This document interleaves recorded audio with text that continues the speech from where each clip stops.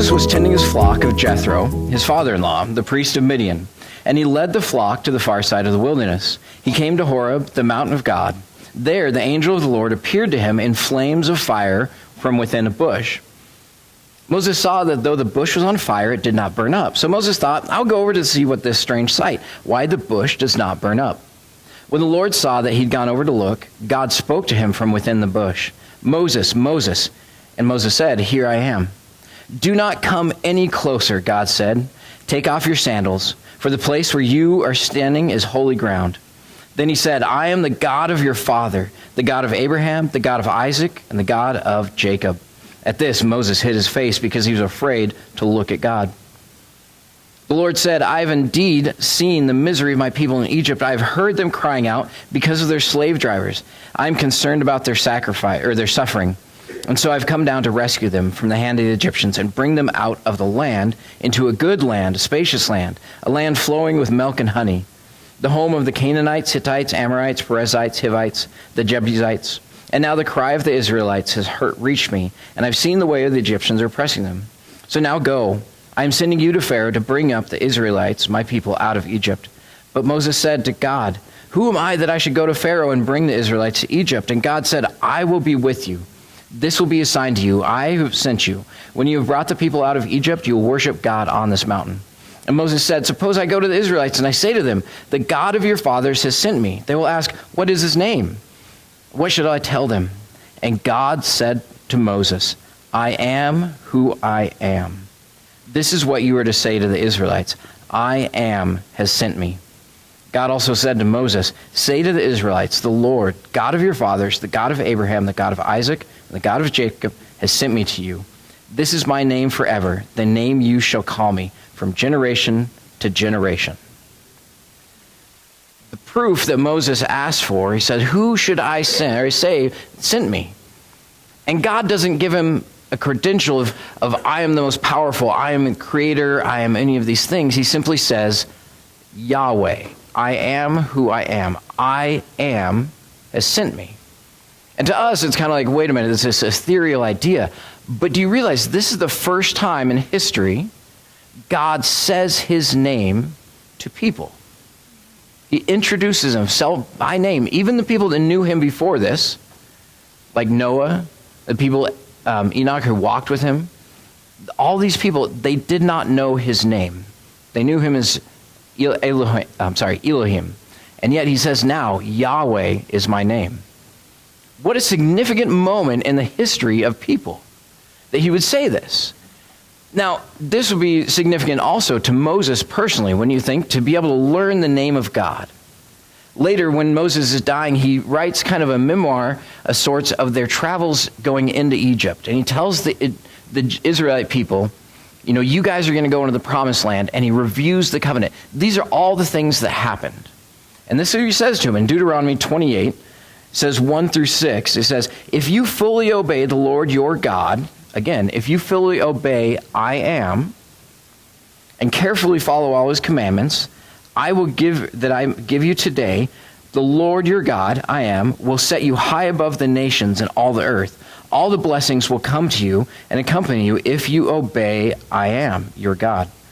And you will be blessed in the city and blessed in the country. The fruit of your womb will be blessed, the crops of your land and the young of your livestock, the calves of your herd, the lambs of your flocks, the basket of your kneading trough will be blessed, and you will be blessed when you go in and when you come out. And he tells them again, over and over, you see, I am. And he says it later in the same chapter because he says that's what happens if you obey, but what happens if you disobey?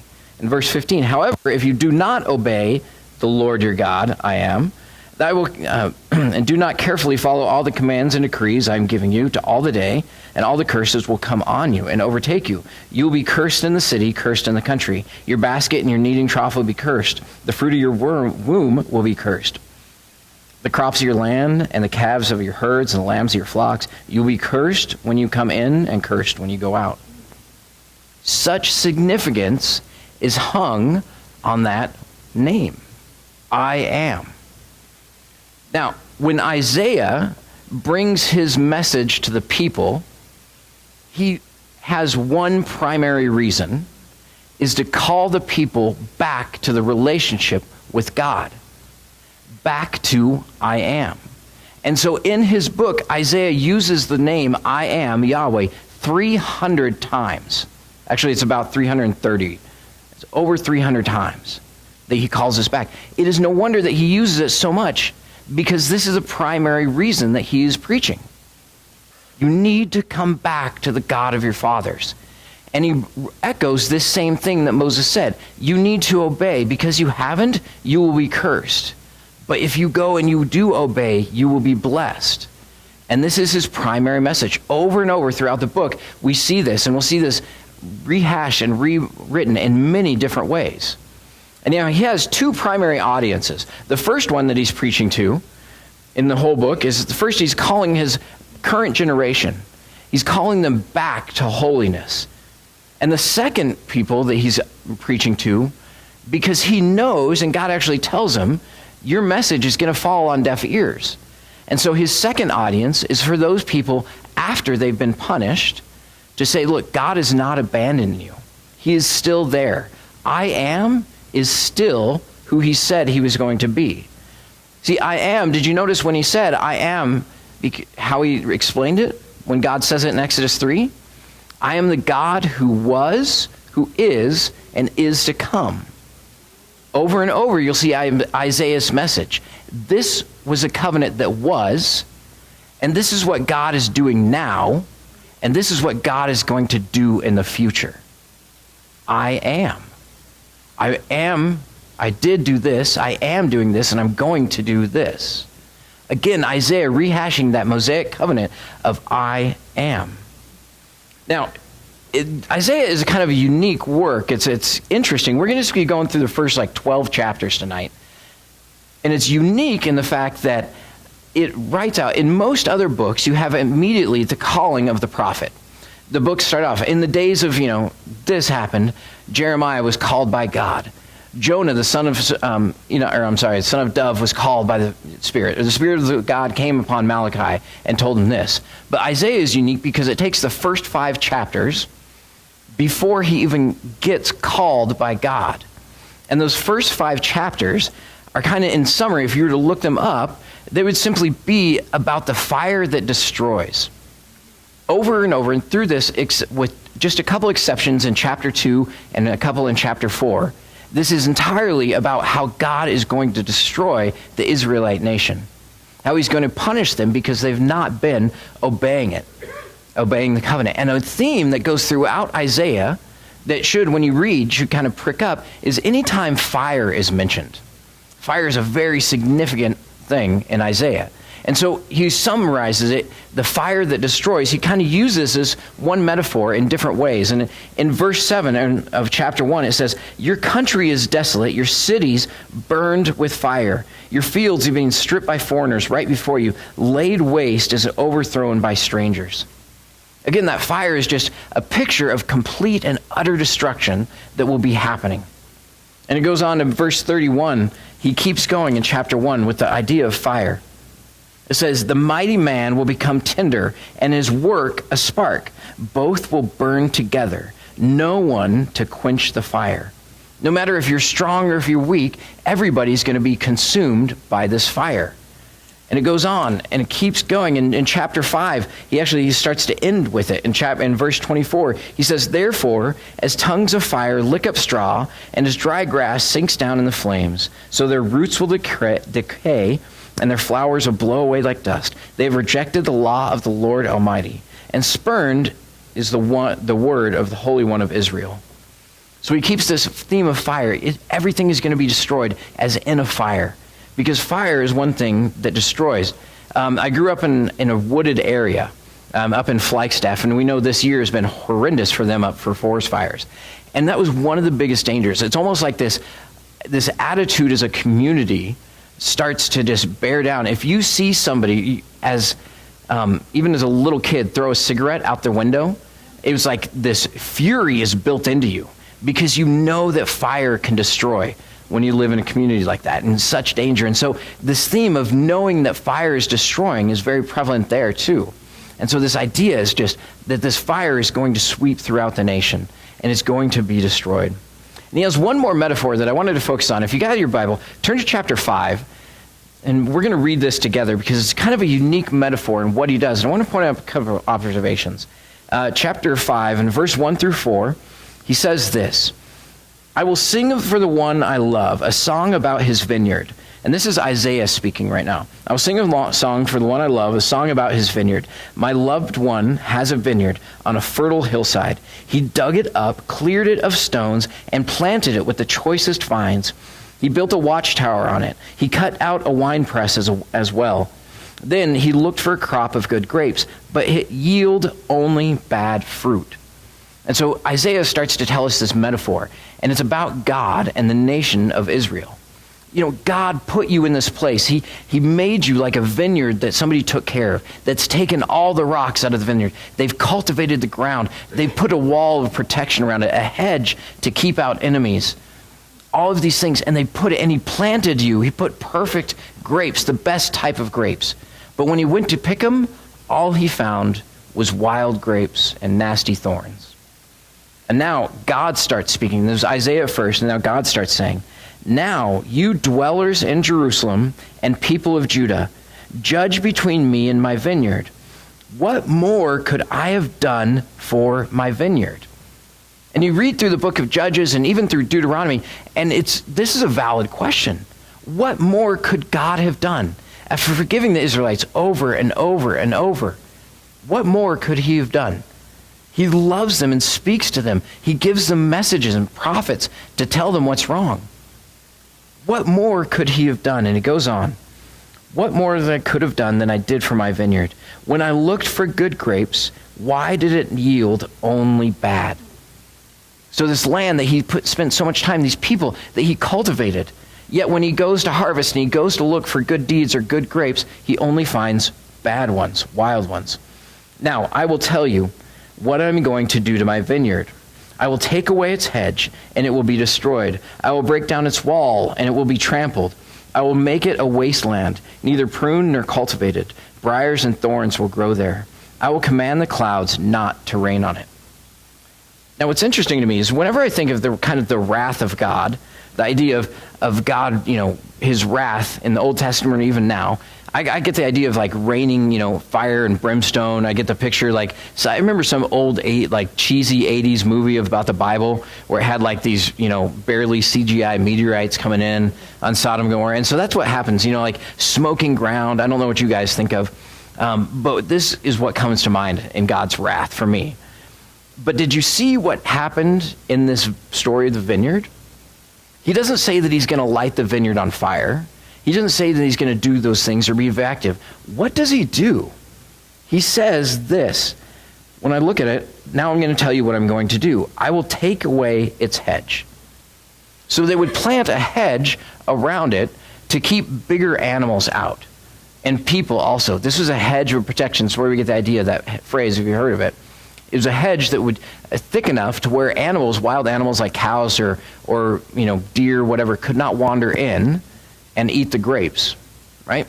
So all he's doing, he's not doing anything active to destroy the vineyard. Instead, he's just taking away the protection that he built. Then he goes on, right? I will break down its wall and it will be trampled. So again, this wall that he built, probably of stones.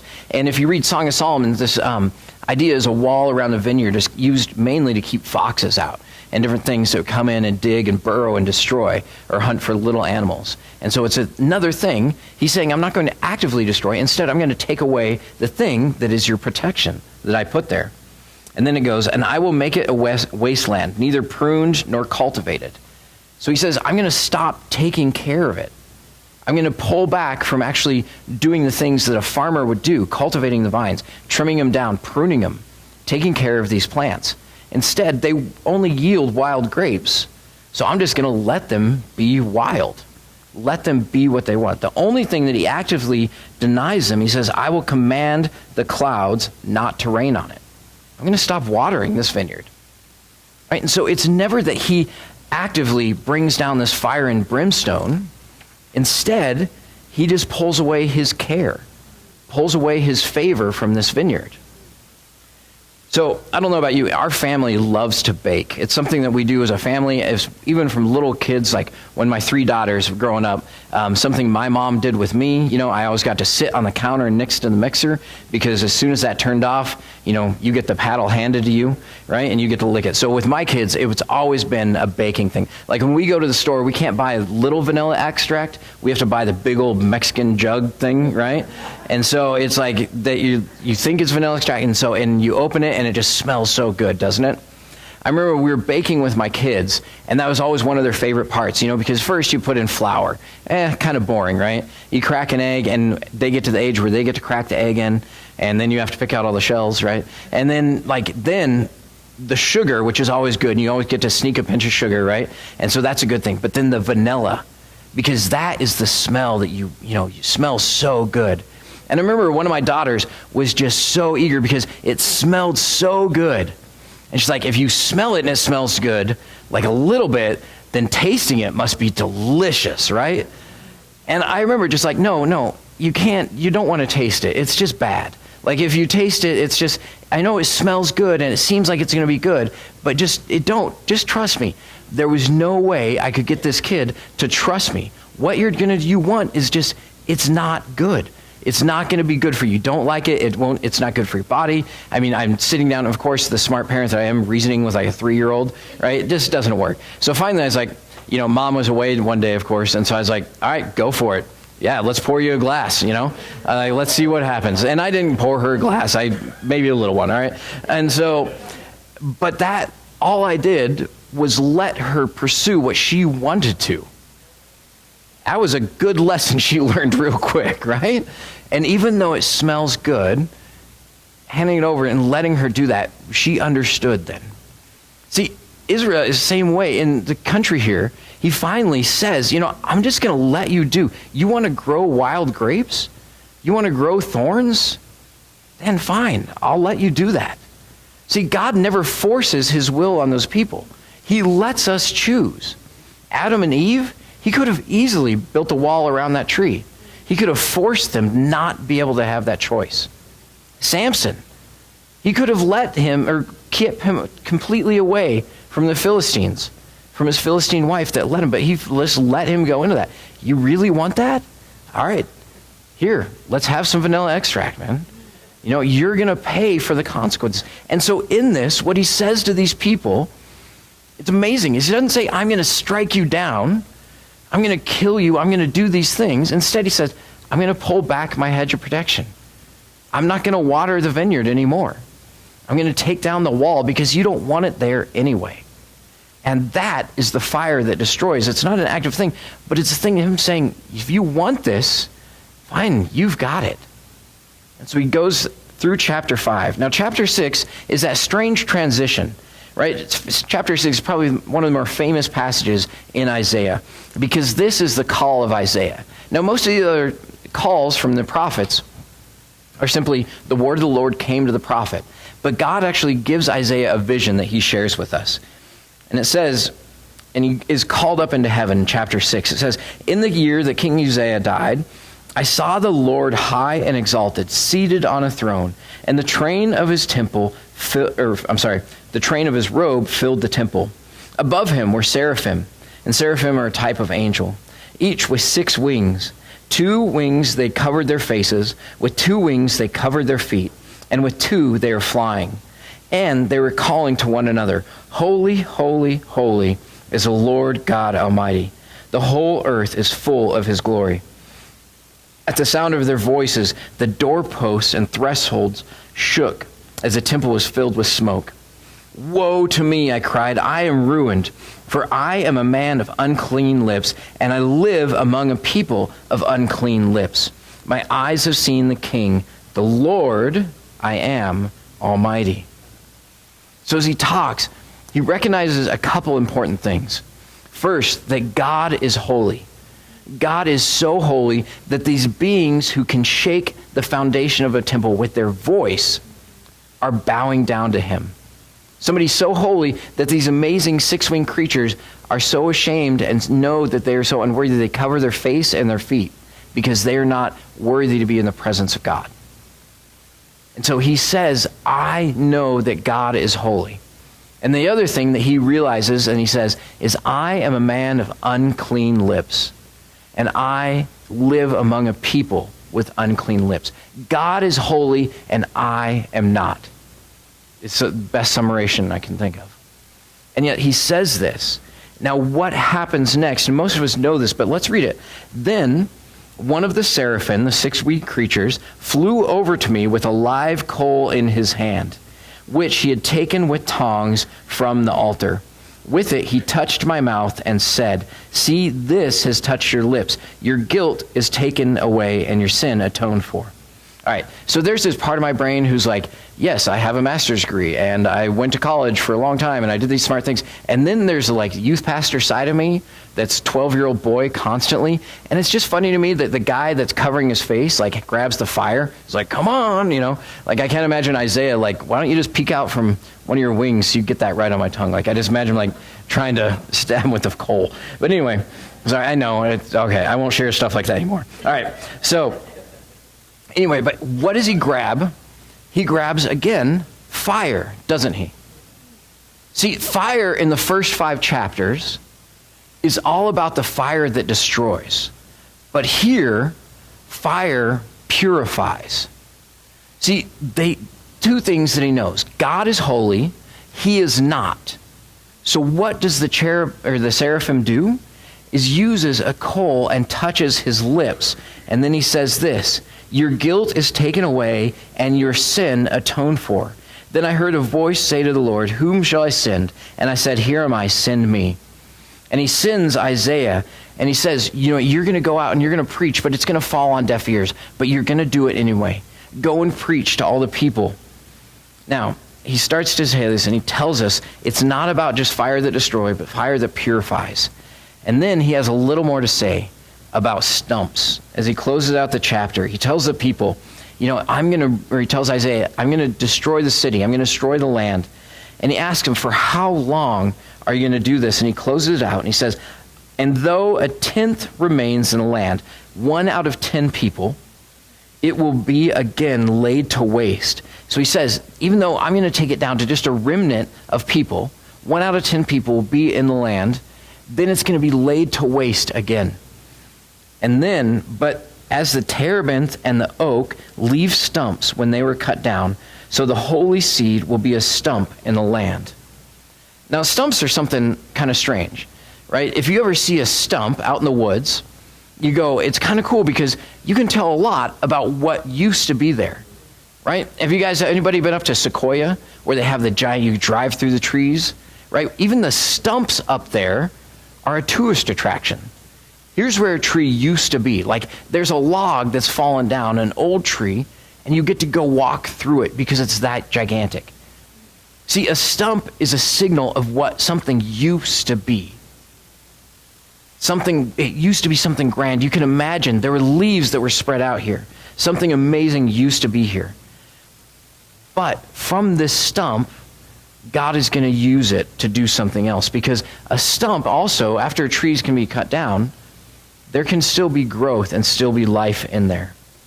All right, so in the next chapter, it goes on, and it starts to say this kind of strange story starts to happen, because it pulls back from the vision, and it starts to tell us about what's going to happen. And so King Ahaz is now, a couple generations gone by, King Ahaz is there, and this is the land of Judah. Both Israel, which a lot of times in Isaiah, he'll use the word Ephraim to describe Israel, the northern kingdoms, teams up with Syria. And they unite together, and they come against Jerusalem and against Judah. And all the people, it says that they begin to shake like trees. One of those other reoccurring themes is trees or stumps. Right? And the people are so afraid, they begin to shake like trees because these 2 nations are teaming up against them. And it's interesting, he goes to the king, Isaiah goes to the king directly, he says, God is going to save you. And here's what you can do. You can ask for any sign you want. You can ask for anything. And he says, as high as the sky or as low as Sheol, kind of like hell, right? It could be as big as you want or as little as you want. You could be anything. And the king instead says, you know what? I'm not going to put God to the test. I will not ask for a sign. Now, he actually uses the same quote that Jesus does when Jesus is tempted. And some kind of interesting implications there. He says, do not put the Lord to your test. I will not test God. But God just told him to. Right? God says, you can have any sign, anything you want, and I'll show you that I'm going to save this people. You don't need to fear. But he doesn't want the sign. And I love this. God is just like, you don't want a sign? Well, I'm going to give you a sign anyway, and I get to pick it. Right? And so in chapter 7, verse 13, you probably know this verse. Isaiah said to them, hear now, house of David, is it not enough to try the patience of humans? Will you try the patience of God also? Therefore, the Lord himself will give you a sign. The virgin will conceive and give birth to a son and call him Emmanuel.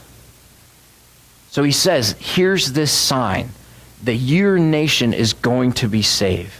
See, out of all this purification, there's going to come Messiah, the one. And God names him differently here. He says Emmanuel. And Emmanuel means God with us, which is really cool. And it brings it back in a different way. And he brings it back in chapter 12. We'll get there. Now, he starts saying this. This is going to be the sign that a virgin will conceive and give birth. And then he goes on a little bit farther. Now, this happens. Ephraim, or Israel, and Syria come up against Jerusalem, and they fail. They're not able to conquer it. But eventually, Assyria comes in later and is able to, and which is part of what Isaiah predicts. But in this, through this, he keeps saying, about every other chapter, he keeps telling us about Jesus. Right? And so in verse 7, and then in chapter 9, he does again in verse 6 and 7. He says, for unto us a child is born, to us a son is given, and the government will be on his shoulders, and he will be called Wonderful. It's hard not to sing this, honestly, all right? Wonderful Counselor, Mighty God, Everlasting Father, Prince of Peace. Of the greatness of her government and peace there will be no end. He will reign on David's throne and over his kingdom, establishing and upholding it with the justice and righteousness from that time on and forever. The zeal of the Lord Almighty, he will accomplish this. So this amazing prophecy about Christ, right, that is later. And then also he goes on, and later in chapter 11, he talks about this 1 through 5. Now this is cool because this starts to bring it back to that remnant. He says, a shoot will come up from the stump of Jesse.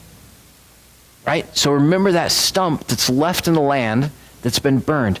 A shoot will come up. Now he says a shoot from the stump of Jesse. Jesse is David's father.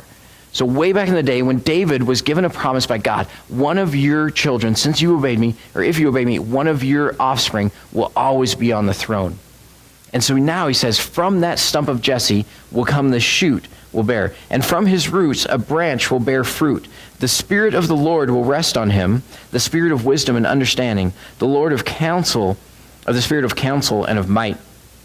The Spirit of the knowledge of fear of the Lord will delight in the fear, and he will delight in the fear of the Lord. He will not judge but what he sees with his eyes, or he will decide what he hears with his ears. But with righteousness he will judge the needy. With the justice, he will give decisions for the poor of the earth. He will strike the earth with the rod of his mouth. He will break with the breath of his lips, he will slay the wicked. The righteousness will be his belt, and faithfulness will sash around his waist. And so again, he says, out of this stump will become the Messiah will come to you, and he will judge the people. Basically, he will bring all nations back with God. Now, God isn't just okay with leaving it there. He takes it farther. The wolf will lie down with the lamb. The leopard will lie down with the goat. The calf with the lion and the yearling together. The little child will lead them. The cow will feed with the bear. Their young will lie down together, and the lion will eat straw like an ox. The infant will play near the cobra's den, and the young child will put his hand into the viper's nest. They will neither harm nor destroy on my holy mountain. For the earth will be filled with the knowledge of the Lord, and with the waters that cover the sea. See, God doesn't just leave it there, because we realize, and if you can feel it in your bones when you read the news or when you look at the world around us, it's not just us separated from God, but in the entirety of creation, God will redeem it. So the entire world, everything that's broken in this world, is going to be fixed and redeemed through his Messiah. And so through this purification comes this Messiah that will redeem all of creation. And all of that will be brought back to him. Now, I absolutely love, and I want to read chapter 12. It's short, so read it with me, because this is just this beautiful, beautiful picture. It says, in that day I will praise you, or in that day you will say, I will praise you, Lord. Although you were angry with me, your anger has turned away. Remember, this is Isaiah speaking to people not of his generation, but to the ones to come. You have comforted me. Surely God is my salvation. I will trust and not be afraid. The Lord himself is my strength and my defense. He has become my salvation. And with joy you will draw water from the wells of salvation. In that day you will say, give praise to the Lord, proclaim his name, make known his nations what he has done. Proclaim that his name is exalted. Sing to the Lord, for he has done glorious things. Let this be known to all the world. Sing aloud, sing for joy, the people of Zion, for great is Holy One of Israel among you. So, do you remember the name that he names Messiah? He says, he will be called Emmanuel, right? What's Emmanuel mean? God with us. What's the last line there? Isn't that cool? For great is the Holy One of Israel among you. See, he calls out and says, this is his name, God among us. And then he says, in this song, we call out, God among us will be our song and our salvation. Emmanuel will be our song and our salvation. Just the fact God among us is going to be the thing that is our salvation. It will also be the thing that motivates us to sing, because we have God living in our presence. And that prophecy was fulfilled, in Acts chapter 2 when the Holy Spirit came upon the disciples. And so now we have that fact, God living among us. And that is what we praise. That is what we worship, is the fact that out of this purifying fire, this destroying fire, comes God, comes Emmanuel, that we can praise and sing the fact that God lives among us. If there's one thing kind of to look at, if you look at the overview of chapters 1 through 12, there's all these fire and strife. There's these things that happen. And I don't mean to take something that's a prophecy for all of Israel and make it something that it's not. But we definitely can learn. It's not a promise made to Jared. It's not a promise made to Karen or anybody like that. It's made to the nation of Israel, but we can understand and learn from it. That through this strife and the fire, the things that God does, the purpose from it is to bring himself closer to us, or to draw us closer to him. When we have that fire, those things of strife in our life, when we're living and when those times where we cry out to God, God, why is it so broken? Or why is this going wrong?